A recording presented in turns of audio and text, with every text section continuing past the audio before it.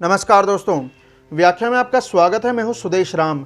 आज बात करेंगे 25 जून 1975 को पूरे देश में लगाए गए राष्ट्रीय आपातकाल की। ये वो वक्त था जब श्रीमती इंदिरा गांधी ने प्रधानमंत्री रहते हुए निरंकुश शासक की तरह खुद को स्थापित किया और देश की जनता के सभी बुनियादी अधिकार एक झटके में छीन लिए। जिस दिन देश में राष्ट्रीय आपातकाल लागू हुआ तब इसे काला दिन बोला गया। वो इसलिए क्योंकि उस वक्त प्रशासन को इतनी खुली छूट मिल गई कि जैसे जनता या उसके अधिकारों की कोई अहमियत ही ना हो। लेकिन ऐसा नहीं है कि इमरजेंसी लगाने का फैसला तुरंत लिया गया हो, और आपातकाल इतनी छोटी चीज़ भी नहीं है कि इसकी पृष्ठभूमि कुछ एक दिनों में ही बना ली जाए। दरअसल समय बीतने के साथ इंदिरा गांधी की सरकार कई समस्याओं में घिरती जा रही थी, और जब वो चारों तरफ से घिर गईं तब उन्होंने अपनी सत्ता की ठसक को बरकरार रखने के लिए अपने तरकश में बचे आखिरी तीर का इस्तेमाल किया, जो देश में नेशनल इमरजेंसी के रूप में सामने आया। उस वक्त इंदिरा गांधी एक ओर तो न्यायपालिका से लड़ रही थी और दूसरी ओर राजनीतिक विरोधी उनकी सत्ता को लगातार चुनौती दे रहे थे। जब इंदिरा गांधी ने 1966 में प्रधानमंत्री पद संभाला, उसके अगले साल से ही उनका न्यायपालिका से टकराव शुरू हो गया। दरअसल 27 फरवरी 1967 को गोलकनाथ मामले में सुप्रीम कोर्ट का जो फैसला आया, उसने आपातकाल की पृष्ठभूमि तैयार करने में अहम भूमिका निभाई। उस वक्त chief justice of India Coca Subbarao की खंडपीठ ने 6 बनाम 5 के बहुमत से फैसला सुनाते हुए कहा कि संसद में 2/3 बहुमत के बावजूद किसी संविधान संशोधन के जरिए मूलभूत अधिकारों के प्रावधान को न तो खत्म किया जा सकता है और न ही सीमित किया जा सकता है। अपने समय में इंदिरा गांधी ने संविधान के मूल ढांचे में बदलाव करने की भरसक कोशिश की, लेकिन न्यायपालिका उनके सामने एक अडिग चट्टान की तरह खड़ी रही। इसकी बानगी एक बार फिर 1973 में केशवानंद भारती मामले में देखने को मिली, जब सुप्रीम कोर्ट ने यह साफ किया कि संविधान की कुछ मूलभूत चीज़ें हैं जिनको बदला नहीं जा सकता। जाहिर है ये ऐसा फैसला था जिसे इंदिरा गांधी के खिलाफ चुनौती के रूप में देखा गया। जैसा कि आप जानते हैं कि सुप्रीम कोर्ट के प्रधान न्यायाधीश की नियुक्ति सीनियरिटी के आधार पर तय होती है और मौजूदा वक्त में भी यही परंपरा है। लेकिन 1973 में इंदिरा गांधी की सरकार ने 3 वरिष्ठ न्यायाधीशों को दरकिनार करते हुए A.N. रे को चीफ जस्टिस ऑफ इंडिया नियुक्त किया। ये ऐसा फैसला था जिसे राजनीति से प्रेरित बताया गया, क्योंकि जो तीनों न्यायाधीश बाईपास किए गए वो सरकार के खिलाफ फैसले दे चुके थे। तो इस तरह से इनको दरकिनार करना सुप्रीम कोर्ट की परंपरा के इतिहास में अब तक की सबसे बड़ी घटना थी। इसके बाद कोर्ट से टकराव का अंतिम मामला जून 1975 में सामने आया। दरअसल साल 1971 में जो आम चुनाव हुए थे, जिसमें इंदिरा गांधी उत्तर प्रदेश की रायबरेली सीट से अपने गरीबी हटाओ नारे की बदौलत फिर से चुनकर सत्ता में आईं, उस वक्त उन्होंने संयुक्त सोशलिस्ट पार्टी के राजनारायण सिंह को 1 लाख से ज़्यादा वोटों से हराया। लेकिन राजनारायण सिंह चुनावी प्रक्रिया और उसके नतीजों से खुश नहीं थे, लिहाजा उन्होंने इंदिरा गांधी के खिलाफ इलाहाबाद हाई कोर्ट में एक याचिका दाखिल कर दी। राजनारायण ने आरोप लगाया था कि इंदिरा गांधी ने चुनाव जीतने के लिए सरकारी मशीनरी का दुरुपयोग किया है। इसके अलावा उन्होंने तय सीमा से ज़्यादा पैसे खर्च कर गलत तरीके से मतदाताओं को भी भ्रमित किया है। इस तरह 12 जून 1975 को इलाहाबाद हाई कोर्ट ने अपना फैसला सुनाते हुए इंदिरा गांधी को दोषी ठहराया और साल 1971 में हुए आम चुनावों में उनकी जीत को रद्द कर दिया।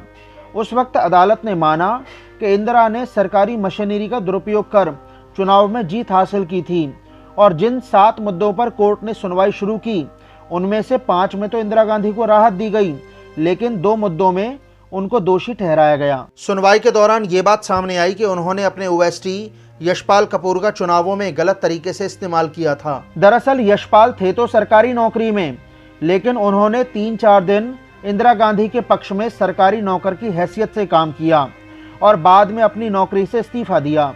इस तरह उनको 4 फरवरी 1971 को इंदिरा गांधी का इलेक्शन एजेंट बनाया गया, लेकिन सरकारी नौकरी में रहकर इंदिरा के पक्ष में प्रचार करना उनको भारी पड़ा। और दूसरा आरोप यह साबित हुआ कि इंदिरा ने चुनाव प्रचार के लिए सरकारी मशीनरी का गलत तरीके से इस्तेमाल किया है, क्योंकि जांच में ये बात सामने आई कि जब इंदिरा गांधी चुनावों में अपनी सरकार की उपलब्धियां गिनाते हुए प्रचार कर रही थी, तो उस दौरान जो मंच, शामियाने और लाउड स्पीकर लगाए गए, उनका पैसा सरकारी खजाने से लिया गया। लिहाजा अदालत ने श्रीमती गांधी पर 6 साल तक चुनाव लड़ने पर पाबंदी लगा दी और उनके विरोधी राजनारायण सिंह को विजयी घोषित कर दिया। लेकिन इतना होने पर भी इंदिरा गांधी ने अपने पद से इस्तीफा नहीं देने का फैसला किया। हालांकि उनके निजी सचिव रहे R.K. धवन के मुताबिक अदालत का फैसला आने के बाद इंदिरा इस्तीफा देने के लिए तैयार थीं। इसके लिए उन्होंने अपना इस्तीफा टाइप भी करा लिया, लेकिन वो बात और है कि उन्होंने इस पर कभी हस्ताक्षर किए ही नहीं। BZ खासरू अपनी किताब the Bangladesh military coup and the CIA link में लिखते हैं कि अपना उत्तराधिकारी चुनने के लिए श्रीमती गांधी ने कांग्रेस की संसदीय दल की बैठक बुलाई, लेकिन बाबू जगजीवन राम उनके इस तरह से अंतरिम प्रधानमंत्री चुनने के खिलाफ थी। दरअसल वो ये चाहते थे कि इसके लिए वोटिंग कराई जाए कि कौन प्रधानमंत्री की गद्दी पर बैठेगा। तो इस तरह बाबू जगजीवन राम ने इंदिरा के मन को बदलने में अहम भूमिका निभाई। इस तरह इंदिरा गांधी ने अपने पद से इस्तीफा तो नहीं दिया, लेकिन उन्होंने इलाहाबाद हाईकोर्ट के फैसले को सुप्रीम कोर्ट में चुनौती जरूर दी। लेकिन वो बात और है कि वहां से भी उनको निराशा ही हाथ लगी, क्योंकि राष्ट्रीय आपातकाल लगने से एक दिन पहले यानी 24 जून 1975 को सुप्रीम कोर्ट ने अपने फैसले में कहा कि इलाहाबाद उच्च न्यायालय द्वारा निर्वाचन रद्द करने का जो फैसला सुनाया गया वो सही है और जब तक सुप्रीम कोर्ट में इस मुद्दे पर सुनवाई चलेगी तब तक इंदिरा गांधी प्रधानमंत्री पद पर बनी रहेंगी। लेकिन इस दौरान उनको संसद में न तो किसी बिल पर चर्चा का अधिकार मिलेगा और न ही वो किसी मामले पर वोट कर सकती हैं। तो इस तरह ये फैसला उनकी सत्ता को चुनौती देता नजर आ रहा था, लिहाजा अब उनको अपनी गद्दी जाने का डर सताने लगा। ऐसे में उनके राजनीतिक विरोधी उनकी सत्ता को लगातार चुनौती दे रहे थे, क्योंकि उस वक्त देश की जनता एक ओर तो बढ़ती महंगाई और बेरोजगारी से परेशान थी, वहीं दूसरी ओर देश के लोगों के मन में इंदिरा गांधी की सरकार के खिलाफ गुस्सा भी पनप रहा था। इसके चलते दूसरे राज्यों में भी सरकार विरोधी प्रदर्शन तेज हो रहे थे। तो ऐसे में जयप्रकाश नारायण सामने आए, जिन्होंने सरकार का विरोध करने का फैसला किया। उन्होंने इंदिरा गांधी को पत्र लिखकर उनके कई फैसलों को लोकतंत्र के लिए बेहद खतरनाक बताया। आपातकाल की घोषणा तो जून 1975 में की गई, लेकिन जेपी 1974 से ही इंदिरा के मुखर विरोधी के तौर पर काम कर रहे थे। तो इस तरह सरकार विरोधी प्रदर्शनों की नींव जेपी की जन्मभूमि बिहार में तब रखी गई जब 18 मार्च 1974 को बिहार विधानसभा को घेरने का फैसला किया गया। ये वही दिन था जब विधानसभा के सत्र की शुरुआत होने वाली थी।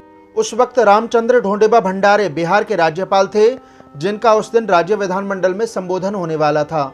लेकिन पटना के आंदोलनकारी छात्र नहीं चाहते थे कि वो दोनों सदनों को संबोधित करें और आखिरकार आंदोलनकारी राज्यपाल की गाड़ी को रोकने में कामयाब रहे, लेकिन पुलिस की बर्बर कार्रवाई ने आंदोलन को बेकाबू कर दिया।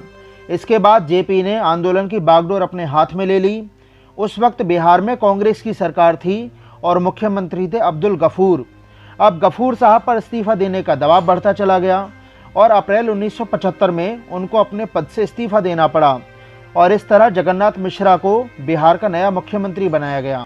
उस वक्त गुजरात में भी कुछ ऐसा ही देखने को मिल रहा था, क्योंकि बढ़ती महंगाई की वजह से वहां जनता पहले से ही परेशान थी और जब दिसंबर 1973 में LD कॉलेज ऑफ इंजीनियरिंग की फीस बढ़ाई गई तो इसने सत्ता विरोधी शोलों को हवा देने का काम किया। इसके बाद वहां छात्र मुखर हो गए और उन्होंने राज्य सरकार को बर्खास्त करने की मांग तेज कर दी। इस आंदोलन को नवनिर्माण आंदोलन नाम दिया गया। इसका नतीजा ये हुआ कि धीरे धीरे कई मजदूर संगठन और सिविल सोसाइटी के लोगों ने भी इसमें बढ़ चढ़कर हिस्सा लिया। इस आंदोलन को धार देने के लिए जेपी को गुजरात में आमंत्रित किया गया। तो ऐसे में इंदिरा कैसे भी करके गुजरात में अपनी पकड़ ढीली नहीं करना चाहती थीं। लिहाजा गुजरात में तब के मुख्यमंत्री चीमन भाई पटेल से आनन फानन में इस्तीफा लिया गया और जेपी के गुजरात आने से 2 दिन पहले यानी कि 9 फरवरी 1974 को राज्य में राष्ट्रपति शासन लगा दिया गया। लेकिन आंदोलनकारी इतने पर भी नहीं माने। अब मोरारजी देसाई और जेपी ने राज्य में चुनाव कराने की मांग तेज कर दी।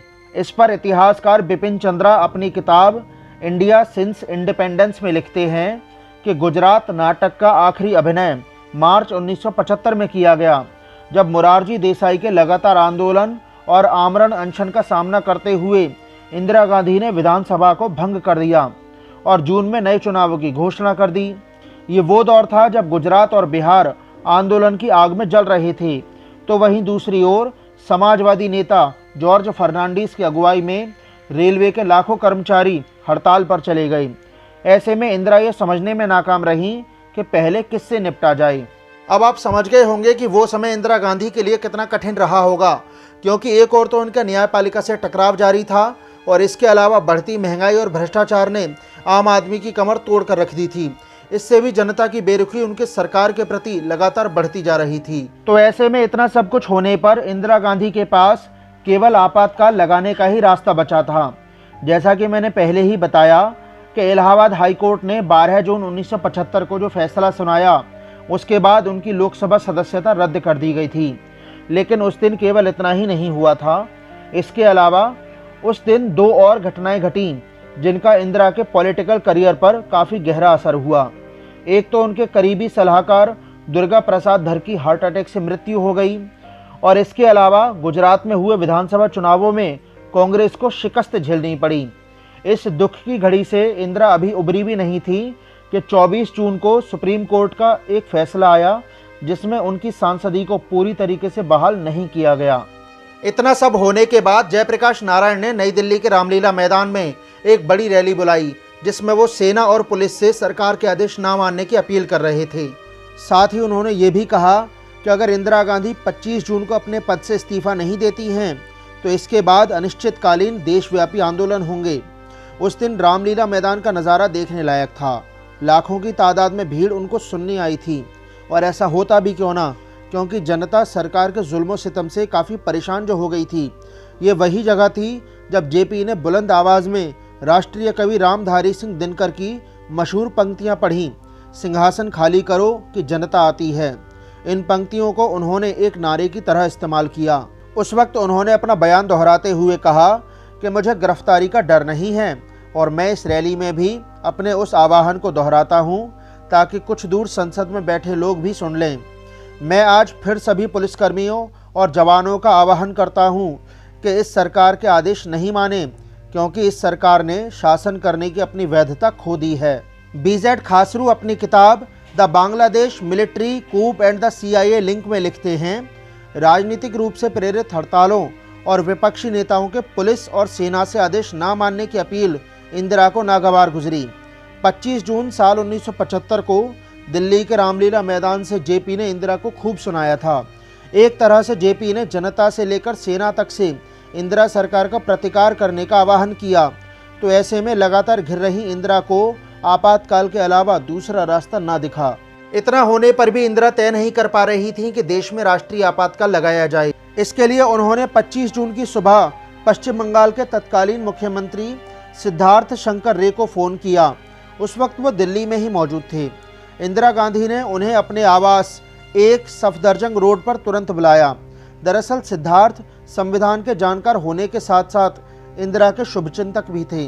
पूर्व राष्ट्रपति प्रणब मुखर्जी अपनी किताब द ड्रामेटिक डिकेड में लिखते हैं कि रे ने शाह कमीशन के सामने अपने बयान में बताया कि जब वो पहुंचे तो इंदिरा ने उनसे कहा कि उन्हें कई रिपोर्ट्स मिली हैं जिनमें कहा गया है कि देश बड़ी मुसीबत में फंसने वाला है, सब तरफ अव्यवस्था फैली हुई है, विपक्ष सिर्फ आंदोलन पर उतारू है, इस तरह तो विपक्ष की मांगों का कोई अंत नहीं है, देश में कानून का राज नहीं रह गया है, इस वक्त कोई बड़ा कदम उठाने की सख्त ज़रूरत है। उस वक्त इंदिरा गांधी को ऐसा आभास हुआ कि जेपी की योजना पूरे देश में विरोध प्रदर्शन की अपील कर एक समानांतर सरकार चलाने की है। इसके अलावा उन्हें यह भी शक था कि उस वक्त अमेरिकी राष्ट्रपति रिचर्ड निक्सन उनकी सरकार का तख्ता पलट करना चाहते हैं। कैथरीन फ्रैंक अपनी किताब Indira the life of Indira Nehru Gandhi में लिखती हैं कि इंदिरा गांधी साल 1974 से ही जयप्रकाश नारायण पर यह आरोप लगाती रही थी कि उनके पीछे अमेरिका की खुफिया एजेंसी CIA का हाथ है और वो उनको पैसे से मदद भी कर रहे हैं। वैसे इतिहास के पन्नों को पलटेंगे तो इंदिरा का ये डर अमेरिका को लेकर बेवजह नहीं था। आप देखिए कि जब साल 1971 में भारत पाकिस्तान का युद्ध हुआ तो इससे 1 महीने पहले यानी नवंबर 1971 में इंदिरा गांधी अमेरिका दौरे पर गई थी, जहां उन्होंने अमेरिकी राष्ट्रपति रिचर्ड निक्सन को इस बात पर राजी करने की कोशिश की कि वो पाकिस्तान को हथियार मुहैया न कराएं, लेकिन अमेरिकी राष्ट्रपति ने ऐसा करने से इनकार कर दिया। इसी का नतीजा था कि इंदिरा को शक हुआ कि अमेरिका भारत की मौजूदा सरकार के खिलाफ गतिविधियां कर रहा है। तो ऐसे में लंबी बातचीत के बाद सिद्धार्थ शंकर रे ने उनको पूरे देश में राष्ट्रीय आपातकाल लगाने का सुझाव दिया ताकि पूरी सत्ता एक ही जगह पर केंद्रित हो जाए। दरअसल उस वक्त रे ने इंदिरा को समझा दिया कि अगर सख्त कदम नहीं उठाए गए तो आपकी सत्ता को खतरा हो सकता है। तो ऐसे में उन्होंने संविधान के अनुच्छेद 352 के तहत देश में इमरजेंसी लगाने की सलाह दी। उन्होंने इंदिरा गांधी को समझाया कि बाहरी और आंतरिक खतरों के समय संविधान आपातकाल लगाने की छूट देता है। दरअसल दिसंबर 1971 से ही भारत पाकिस्तान युद्ध के चलते देश में आपातकाल लगा हुआ था, जो अब तक जारी था। तो ऐसे में सिद्धार्थ रे ने उदाहरण देते हुए समझाया कि कैसे युद्ध एक देश के लिए बाहरी खतरा है और जो देश के भीतर परिस्थितियां हैं वो एक आंतरिक खतरा है। तो ऐसे में इंदिरा को उस वक्त लगने लगा कि मौजूदा हालातों को देखते हुए देश को एक शॉक ट्रीटमेंट की ज़रूरत है। अब सिद्धार्थ रे की सलाह पर इंदिरा गांधी तत्कालीन राष्ट्रपति फखरुद्दीन अली अहमद से मिलने पहुंची और उन्होंने राष्ट्रपति को इस बात पर जल्दी ही राजी कर लिया कि अब देश में आपातकाल लगाने का वक्त आ गया है। इस तरह 25 जून 1975 की रात को राष्ट्रपति द्वारा इमरजेंसी के दस्तावेज पर हस्ताक्षर करते ही पूरे देश में आपातकाल लागू हो गया। लेकिन दिलचस्प बात यह थी कि इंदिरा गांधी ने अपनी कैबिनेट को भी इसकी भनक नहीं लगने दी और जिस रात आपातकाल लागू हुआ उसी रात बहादुर शाह जफर मार्ग पर जितने भी अखबारों के कार्यालय मौजूद थे उन सभी की बिजली काट दी गई, क्योंकि इंदिरा नहीं चाहती थी कि 25 जून को हुई जेपी की रैली की खबर लोगों तक पहुंचे। उस वक्त जब इंदिरा गांधी आपातकाल के हालातों पर मंथन कर रही थी, ठीक उसी वक्त उनके बेटे संजय गांधी और ओम मेहता उन लोगों की लिस्ट बना रहे थे जिनको गिरफ्तार किया जाना था। राष्ट्रीय आपातकाल लागू होने के बाद देश के नागरिकों के सभी मौलिक अधिकार निलंबित कर दिए गए। उस वक्त अभिव्यक्ति की आज़ादी तो छीनी ही गई, साथ ही लोगों के जीने के अधिकार को भी खत्म कर दिया गया। इस तरह इंदिरा गांधी ने संविधान के अनुच्छेद 14, 21 और 22 को निलंबित कर दिया। साथ ही कानून की नज़र में सभी की बराबरी, जीवन और संपत्ति की सुरक्षा की गारंटी और गिरफ्तारी के 24 घंटे के भीतर अदालत के सामने पेश करने के अधिकारों को रोक दिया। उसी 25 जून की रात से ही विपक्ष के नेताओं की गिरफ्तारियों का दौर शुरू हो गया। जयप्रकाश नारायण, लाल कृष्ण आडवाणी, अटल बिहारी वाजपेयी, जॉर्ज फर्नांडीज, मुलायम सिंह यादव और लालू प्रसाद यादव जैसे बड़े नेताओं को सलाखों के पीछे भेज दिया गया। उस वक्त इतनी बड़ी संख्या में लोगों को गिरफ्तार किया गया कि जेलों में जगह नहीं बची थी। बताया जाता है कि maintenance of internal security act यानी मीसा कानून और डिफेंस ऑफ इंडिया एक्ट के तहत करीब 1 लाख से ज़्यादा लोगों को जेल में डाल दिया गया था। उस वक्त ऐसा कानून बनाया गया कि गिरफ्तार व्यक्ति को कोर्ट में पेश करने और ज़मानत मांगने का अधिकार भी नहीं दिया गया था। उस वक्त ऐसा माहौल था कि जो नेता गिरफ्तार किए गए उनकी गिरफ्तारी की सूचना ना तो उनके रिश्तेदारों और सहयोगियों को दी गई और न ही जेल में उनसे कोई मिल ही सकता था। इसके बाद 26 जून की सुबह 6 बजे एक अकबर रोड पर इंदिरा गांधी के ऑफिस में कैबिनेट की बैठक बुलाई गई, जिसमें सभी मंत्रियों को देश में आपातकाल लागू होने के बारे में बताया गया। हैरानी की बात ये रही कि वहां मौजूद किसी भी मंत्री ने नेशनल इमरजेंसी का विरोध तक नहीं किया। हो सकता है कि मौजूदा हालातों को देखते हुए उस वक्त यही उचित लगा होगा। इस तरह उस मीटिंग में कोई चर्चा नहीं हुई और ये बैठक आधे घंटे में ही खत्म कर दी गई। देश में आपातकाल का दौर काफ़ी भयावह रहा, लेकिन जब कांग्रेस को लगा कि माहौल उसके पक्ष में है तो राष्ट्रपति ने 18 जनवरी 1977 को लोकसभा भंग कर दी और सरकार ने मार्च में चुनाव कराने का ऐलान कर दिया। इसके बाद सभी राजनीतिक बंदियों को रिहा कर दिया गया और 21 मार्च 1977 को आपातकाल समाप्ति की घोषणा कर दी गई। इन 21 महीनों के समय को भारतीय लोकतंत्र के सबसे बुरे काल के तौर पर गिना जाता है। आपातकाल के बाद हुए चुनावों में कांग्रेस की बुरी तरह हार हुई और वो 350 सीटों से खिसककर महज 153 सीटों पर ही सिमट कर रह गई। इसके बाद जनता पार्टी भारी बहुमत के साथ सत्ता पर काबिज हुई और मोरारजी देसाई नए प्रधानमंत्री बने। ऐसा इतिहास में पहली बार हुआ कि केंद्र में कोई गैर कांग्रेसी सरकार बनी। आपातकाल का नतीजा ये हुआ कि कांग्रेस को उत्तर प्रदेश, बिहार, हरियाणा, पंजाब और दिल्ली में एक भी सीट नहीं मिली। इस तरह लोकतंत्र के काले अध्याय का अंत हुआ। वैसे इंदिरा गांधी जिस शॉक ट्रीटमेंट को देश की जनता को देना चाहती थी, उसकी पटकथा इमरजेंसी लगने के करीब 6 महीने पहले ही तैयार कर ली गई थी, क्योंकि जब जनता पार्टी की सरकार बनी तो इमरजेंसी की जांच के लिए बनाए गए शाह कमीशन के सामने इंदिरा गांधी के खासम खास RK धवन ने बताया कि 8 जनवरी 1975 को सिद्धार्थ शंकर रे ने ही इंदिरा गांधी को एक चिट्ठी में आपातकाल लगाने की पूरी योजना भेजी थी। दोस्तों, अब ये भी जान लेते हैं कि आखिरकार संविधान आपातकाल के बारे में क्या कहता है। अनुच्छेद 352 कहता है कि युद्ध, बाह्य आक्रमण या सशस्त्र विद्रोह के कारण संपूर्ण भारत या इसके किसी हिस्से की सुरक्षा खतरे में हो तो राष्ट्रपति राष्ट्रीय आपात की घोषणा कर सकता है। मूल संविधान में सशस्त्र विद्रोह की जगह आंतरिक अशांति शब्द का उल्लेख था। यही वजह रही कि सिद्धार्थ रे ने इंदिरा गांधी को आंतरिक अशांति के आधार पर आपातकाल लगाने की सलाह दी। इसके बाद जब जनता पार्टी की सरकार सत्ता में आई तो 44वें संविधान संशोधन के जरिए आंतरिक अशांति की जगह सशस्त्र विद्रोह शब्द जोड़ा गया। दोस्तों, ये आपातकाल का ही नतीजा था कि इंदिरा गांधी की सरकार अमृत नाहटा की फिल्म किस्सा कुर्सी का से हिल गई थी और इमरजेंसी के बाद जो चुनाव हुए उनमें भी ये फिल्म बड़ा मुद्दा बनी थी। साल 1974 में अमृत नाहटा ने ये फिल्म बनाई, जिस पर 1975 में रोक लगा दी गई और इसके प्रिंट भी जब्त कर लिए गए और किशोर कुमार जैसे गायकों को ब्लैकलिस्ट कर दिया गया। साथ ही आंधी फिल्म पर भी पाबंदी लगा दी गई। इसके अलावा आर्थिक मोर्चे पर भी आपातकाल का काफ़ी नकारात्मक असर पड़ा। इस दौरान आर्थिक नीतियों में मनमाने बदलाव किए गए, जिससे श्रमिकों के अधिकार काफ़ी सीमित हो गए और ऐसा होने से जहां कहीं भी मजदूरों ने हड़ताल की वहां उसे कुचलने की भरपूर कोशिश की गई। उस वक्त आपातकाल का दंश झेल रहे लोगों पर सरकार की नीतियां कहर बनकर टूट पड़ीं। दरअसल जो सरकारी अध्यापक या फिर छोटे कर्मचारी थे, उनकी ज़बरदस्ती नसबंदी की गई। उस दौरान गली मोहल्लों में एक ही बात की सबसे ज़्यादा चर्चा रहती थी और वो थी नसबंदी। सरकार का ये फैसला उस समय सबसे दमनकारी अभियान साबित हुआ। एक रिपोर्ट के मुताबिक केवल 1 साल के भीतर देश भर में 60 लाख से ज़्यादा लोगों की नसबंदी कर दी गई।